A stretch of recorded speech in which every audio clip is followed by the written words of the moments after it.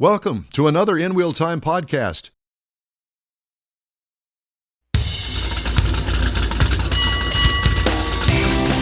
It's the award-winning InWheelTime Car Talk Show. Just ahead, our story of the week. Didn't we already do that? Yeah, we did. Turn the page. Welcome to the award-winning InWheelTime Car Talk Show. Hit him in the head. Just ahead, part 2 of our visit with Mary Agruza at the Savoy Museum. I'll also give you my thoughts on driving the 2025 Chrysler Pacifica. Yeah, it's a minivan, but it doesn't act like one. And Jeff has the Motor Minute in this segment of the InWheelTime Car Talk Show. Howdy, along with Mike out of this world, Mars down there. We always need more Jeff Zekin over here. I'm Don Armstrong. Glad you could join. What he said. Spit it out. Oh, my God. It was one too many margaritas last night. I apologize. But I start my vacation today, so you know what? You're just going to have to live with it. You're going vacationing. I know. Well, I'm going to take a little vacation. Do a road trip. 3-hour road trip. Yeah. Go for it. 3-hour tour. Yep. Yeah. All right. So now that I've completely blown this intro, You lost your place again? you know, I was over here turning all these pages, and I forgot to turn that page. Oh, you go, And the Bob only difference Seger. between that page and this page is A and B. Mm-hmm. That's it. And the date. Good thing we didn't throw a number in there. Yeah. If we threw a number in there, they'd really mess them up. A, B, C, D, E, F, G. 3. 7. That's it. Squirrel. You know, it isn't often that we bring back a guest from the first hour to the second hour. But believe it or not, we've been watching, and she has been hanging on for the entire 45 minutes it's taken to get back to her, because we are going to revisit the Savoy Automobile Museum. She's more dedicated to the show than we are. And knows more about it now than I do, clearly. God. It's Mary Agruza with the Savoy Automobile Museum in the bustling metropolis of Cartersville, Georgia, between Atlanta and Chattanooga. There we go. Absolutely. That's where we are. You know, somebody had an argument. It's not Chattanooga. Okay. Then what is it? It's Chattanooga. I don't know of anybody that pronounces it like that the way that you do, ma'am. You pronounce it your way. I'll pronounce it my way. My mother was from the South, from Birmingham, Alabama, and it was always Chattanooga. That's the only way I've ever heard it. Yeah, but this woman But was what do I know? insistent. I'm not a I was Southerner. born and raised in Chattanooga. Okay. Good for you. I like it. That gives you 10 gold stars. That's it, exactly. So, So Mary, anyway, we got the technology working. The gimbal seems to be Yay. happy, so the video will be a lot better this time. okay, well, that's There great. was nothing wrong with it before. I was going to say, there was it's nothing wrong with perfectly it. fine. So, So, last I'm hour, we Yeah. talked about barn finds. That's part of your museum. And then we went on Yeah. and talked about glass cars, fiberglass cars. So what are you going to show us this time?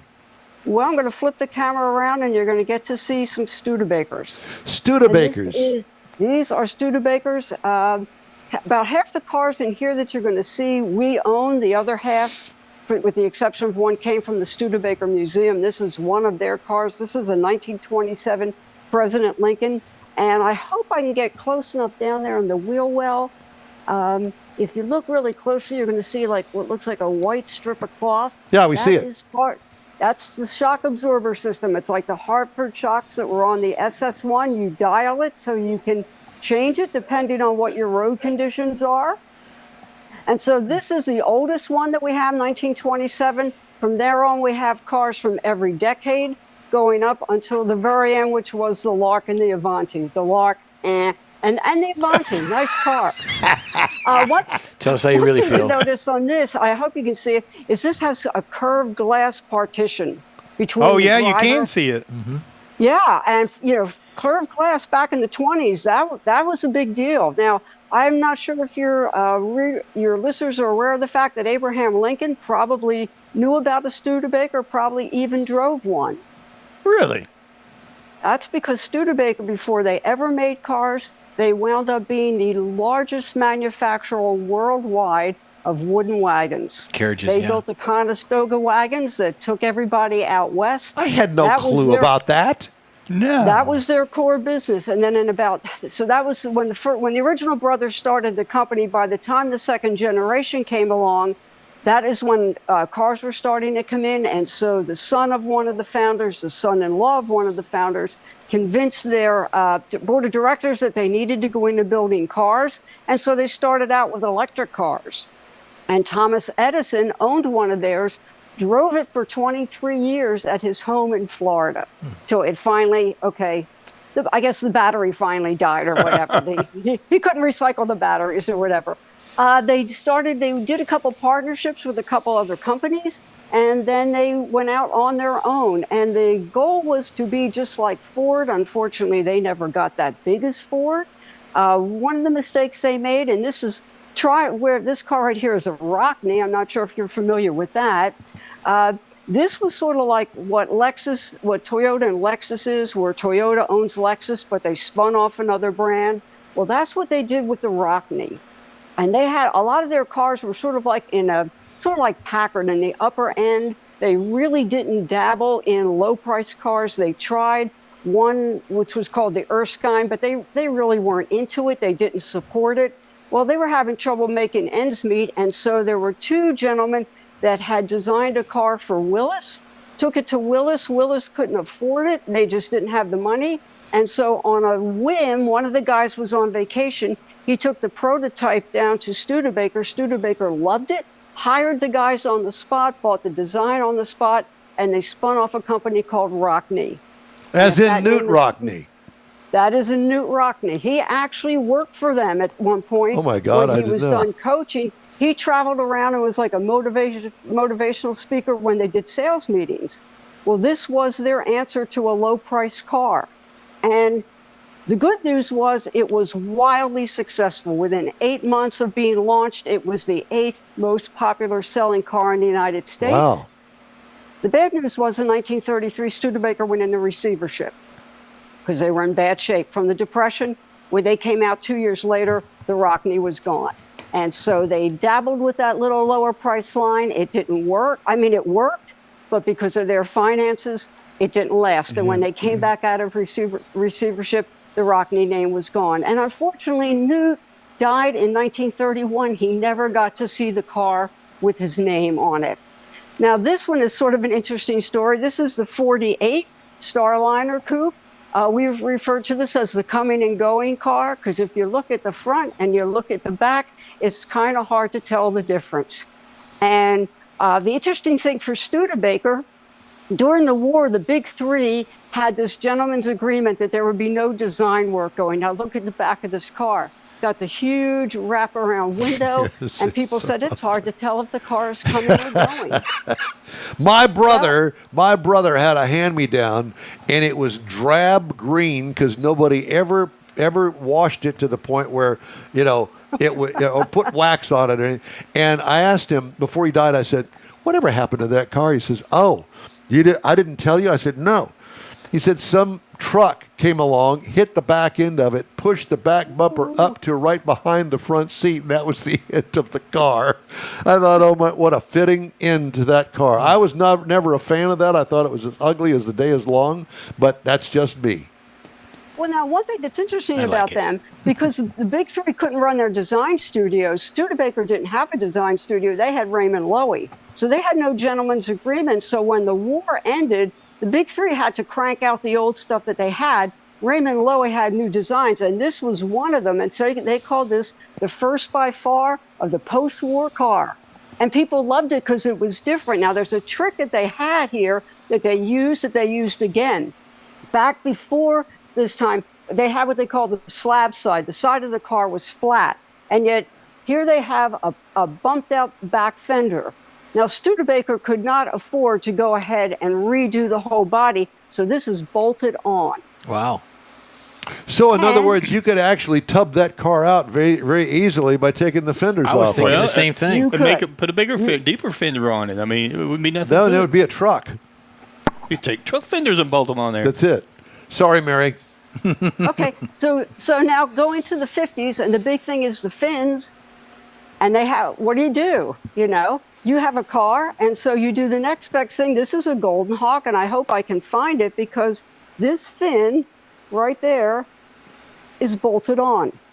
They simply took what they had, The original time they did it out of fiberglass. After that, because it worked, they made it out of steel, and they just bolted a fin on the back of the car. So it kind of looks like a 57 Chevy. Not quite exactly, but it's getting there. Yeah.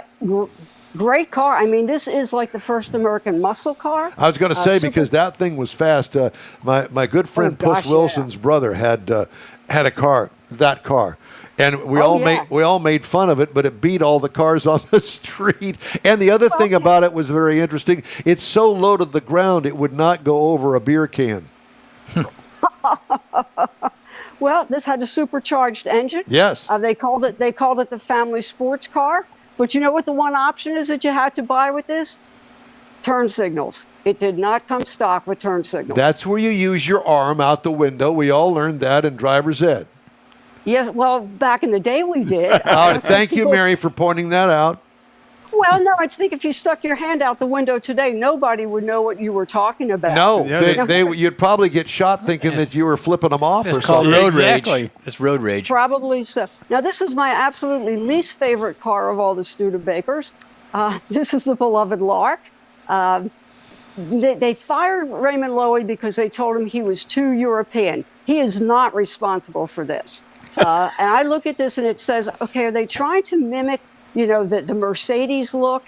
It just didn't work very well. It doesn't look like anything else. It's sort of boxy and ugly, but all things considered, it didn't sell too bad, except they came up with this Jeep version of it that had a retracting roof that leaked. And because they couldn't redo the stamping, well, they tried all kinds of crazy things to fix it. So this is not my favorite car. Every time I think of this car, it reminds me of the Lark cigarette commercial where the people were on the back of the truck and they would say, "Show us your Lark," and people would pull out the pack of cigarettes. And then Saturday Night Live did the joke about "Show us your gun," and they did the whole spoof on that. But this car to me was just ugly. Now, my favorite story of this is in 1962, Studebaker somehow got the Indianapolis 500 to let the Studebaker convertible be the pace car. No. And of course, the thing is, whoever wins the race gets the pace car. And so Roger Ford is the winner, and he's going to be given a Lark convertible. I'm sorry.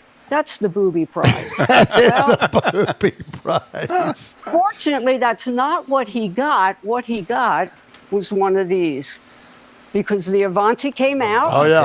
I remember it. Yeah. His, I think, was custom done orange and yellow, but he got the Avanti. And this is a Raymond Loewy creation. So they didn't want him. They bring him back. This is an absolutely gorgeous car. Doesn't look like anything that we were putting out in the 60s. Beautiful, beautiful design. But unfortunately, Studebaker is like really going downhill financially fast.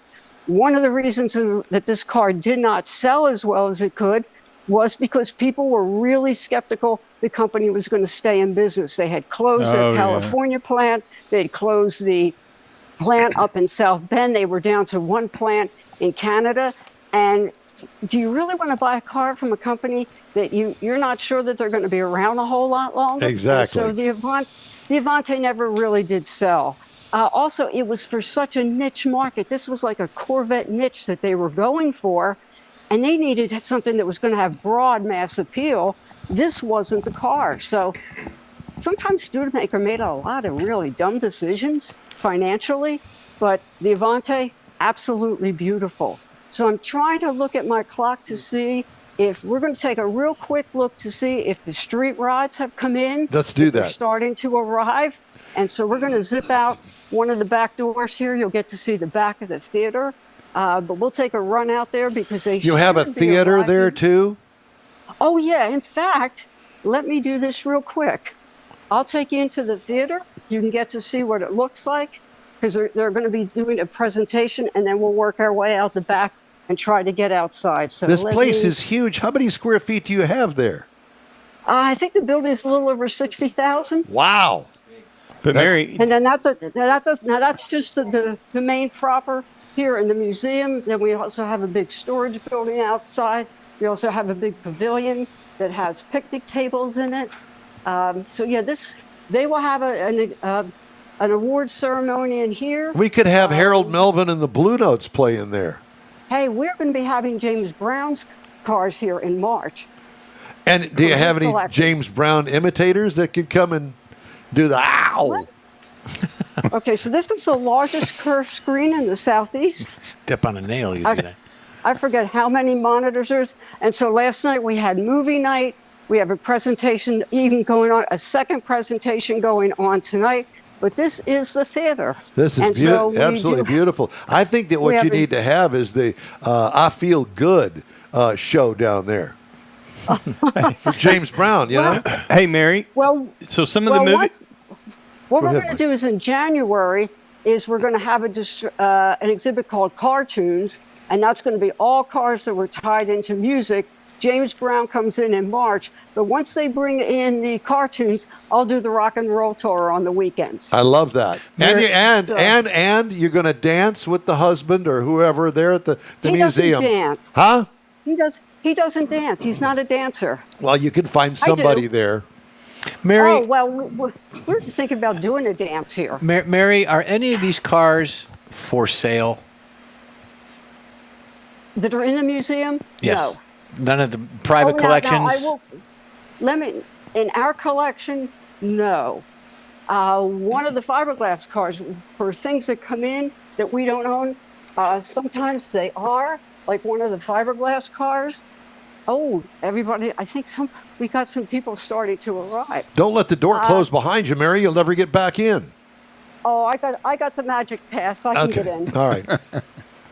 So just to give you an idea, this is our parking lot. Building over here that you're going to be seeing is the pavilion. You've got cars on display out there, too.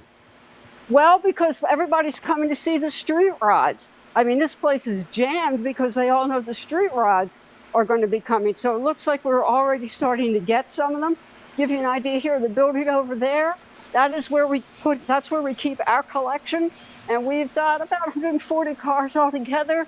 In fact, sitting in there right now is Augie Duesenberg's personal Duesenberg that just came in from the IMS Museum, because we will have a Duesenberg exhibit going in August. That is awesome. Mary, I can't tell you how much we thank you and appreciate you and the Savoy Automobile Museum and all of the things you got going on there in Cartersville, Georgia. And I think it's Savoy. What's the website? SavoyMuseum.org. SAVOY Museum.org. Mary Agruza, we certainly appreciate your time and thank you so much for the beautiful tour that you've done on 2 segments today. We won't forget it. And look at some of the Corvettes out there. Yeah. So well, thank you for having us. We're just always glad to come and share the museum with you. And hey, when you're ready, I see your Rolls Royce just pulled in. That's exactly right. Tell me you were here already. You snuck in on me. All right. Well, we'll be checking in on you throughout the year. So take care, Mary. Talk to you soon. Okay. Thank you. Thank you. Bye-bye. Incredible. Yep. Yeah. What I was going to say, the theater, they have movie nights like Corvette Summer. Things like that. What a they terrible show. movie. Did you ever see that movie? Yes, I did. But still, if you want car movies, I mean, sometimes you got to reach. Okay. Yeah. You go ahead and do that. That's reach around. That's what that is. He said it. Yes, he did. I didn't say it. All right. Just ahead, a review of the 2025 Chrysler Pacifica and Jeff's Motor Minute after a quick break here on the InWheelTime Car Talk Show. The Tex-Mex dining experience is defined by Lupi Tortilla, your destination for Texas's best beef fajitas and frozen margaritas. Since 1983, Lupi Tortilla has served authentic and time-tested recipes made with the freshest ingredients. Atmosphere is part of the award-winning experience at Lupi Tortilla, all developed in a little house near Highway 6 and I-10 in West Houston.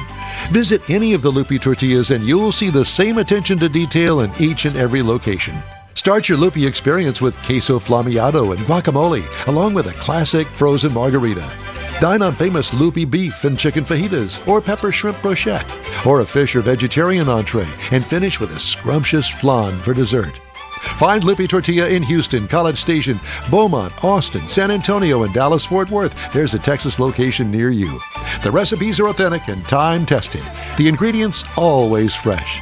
Lupi Tortilla, he's pretty good.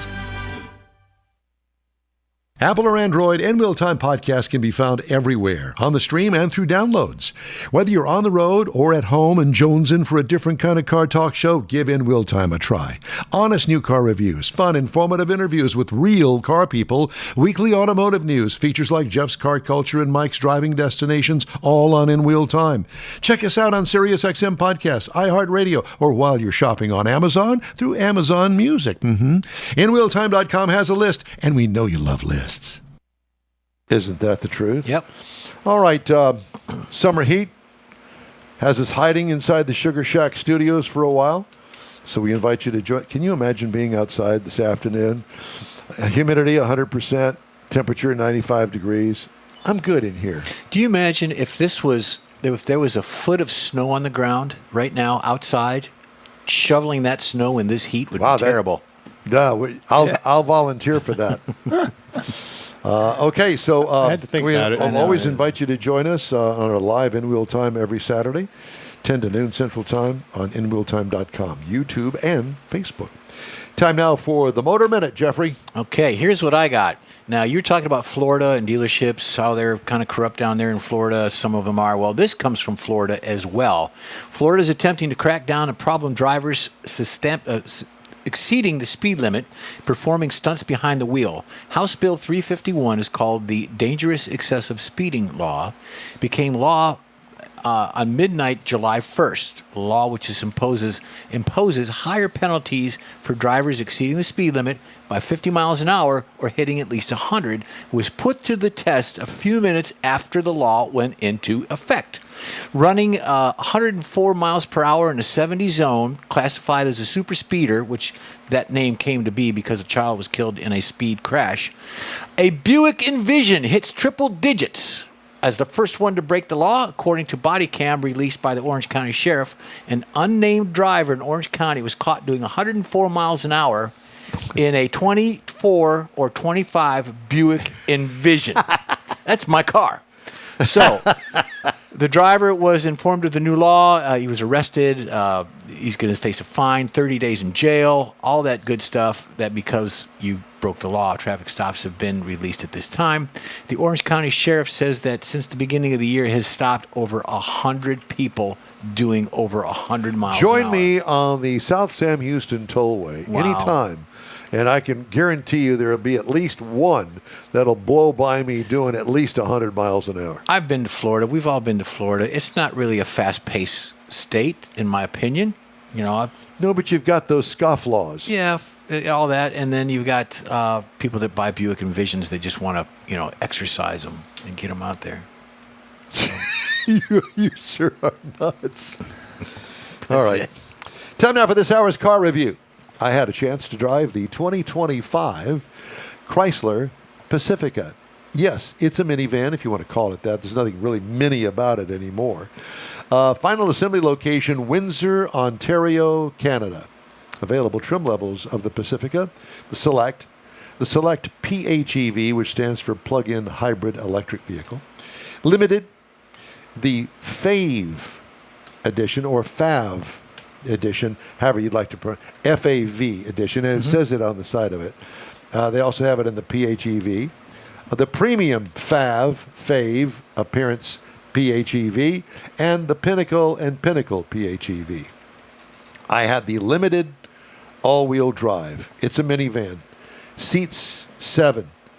Redesigned in 2017, so yeah, it's getting a little long in the tooth, but it still works, Exterior features, car-like front fascia with laid-back aero windshield, sweeping roofline that kind of dips down in the back just a touch. You can see it there with the blacked-out B and C pillars.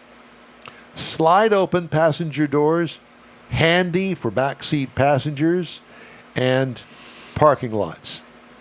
Huge, easy-opening lift gate in the back end.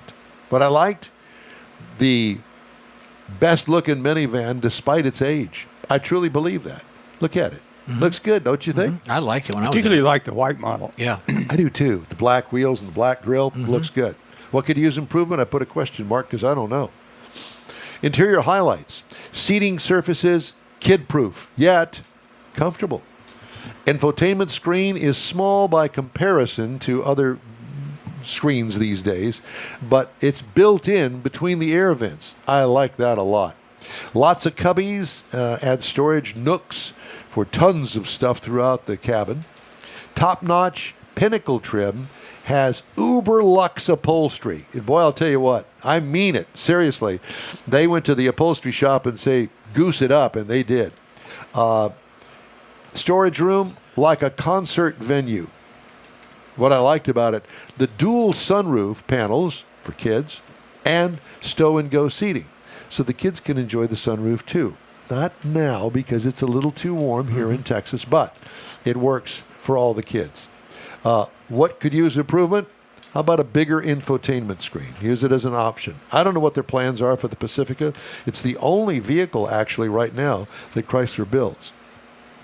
It comes with the venerable 3.6-liter V6 engine, has 287 horsepower. They've been building the thing forever. 262 pound-feet of torque. 9-speed automatic transmission with a tow rating of 3,600 pounds. It gets 17 miles per gallon in the city, 25 on the highway for a combined of 20. I got 21.3 miles per gallon over 370 miles. What I like about it, the engine, adequate power, for a people hauler. What could use improvement? Maybe an optional engine, maybe a Turbo 4. Do they have an electric version of it in the works? I don't know. We haven't heard a lot about Chrysler lately, but I have a feeling that that name is going to reappear on people's radar, and they're going to be coming out with more stuff here in the not-too-distant future. Ride and handling, nice. What could use improvement? Nothing. Leave the ride and handling alone. Base trim price, $52,565. Price is tested, $59,165, and it's not the Pinnacle version, which is even more than that. But you can get into one of these for the low sale price of $42,450. I mean, when you figure for what you're getting for basically a family vehicle that will haul the whole family. Let me tell you something. That stow-and-go seating system. That was amazing. Is something to see how it works. And when the seats are up, so the whole thing, it tumbles down into the floor. Yeah. Put a lid over the top of it that comes with it, obviously, and it's all flat back there. Yep. Don't even know that there's seats involved. Yeah. Then you put the seats up. Where the seats were in the floor now becomes storage. So you want to take a big trip? You want to take the Christmas presents to Aunt Mary with the 10 kids? There you go. Well, I was thinking of something like you're going on vacation, you're taking a road trip, having that, and then you put the stow seats down, and you get one of those air pumps and blow up a little air mattress, and you can spend the night in there on a lake or something. True. You put the beer in the below floor storage, Yeah. or wine, as in your case. Yeah. They probably even have those with little plugs in the bottom, so they drain it out. Absolutely. There you go. See, this is the reason that you watch Envision this show. Yeah, it is. Because of all of the wonderful things that we come up for. It was for guests like Mary, and then our next guest coming up. That's why they watch. Exactly. There you go. All right. Coming up, we got another segment. And if you'd like to get in touch with us, shoot us an email. The address here is info@InWheelTime.com. We are back after this quick break. You own a car you love. Well, why not let Gulf Coast Auto Shield protect it? Houstonian John Gray invites you to his state-of-the-art facility to introduce you to his specialist team of auto enthusiasts. We promise you'll be impressed. Whether you're looking to massage your original paint to a like-new appearance, apply a ceramic coating, install a paint protection film, nano-ceramic window tint, or new windshield protection called ExoShield, Gulf Coast Auto Shield is where Houston's car people go. Curbed your wheels? Instead of buying new, why not have them repaired? How about a professionally installed radar detector? Gulf Coast Auto Shield does that too. Get a peek inside the shop and look at the services offered by getting online and heading to gcautoshield.com. Better yet, stop by their facility at 11275 South Sam Houston Tollway, just south of the Southwest Freeway, and get a personal tour. Gulf Coast Auto Shield is your place to go for all things exterior.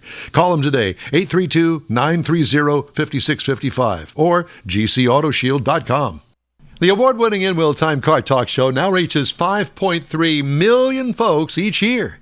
Check us out on InWheelTime.com, the Odyssey radio app, YouTube, Facebook, and just about every other entertainment source out there, including our live broadcast every Saturday, 10 to noon Central Time. The InWheelTime Car Talk Show has informative automotive guest interviews, new car reviews, along with popular features including Jeff's Car Culture, the latest new cars, cruise-ins, and racing dates. It's InWheelTime.com. Join us.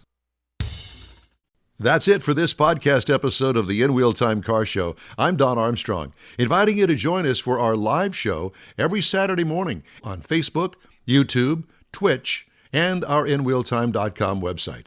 Podcasts are available on Apple Podcasts, Spotify, Stitcher, iHeart Podcast, Podcast Addict, TuneIn, Pandora, and Amazon Music. Keep listening, and we'll see you soon.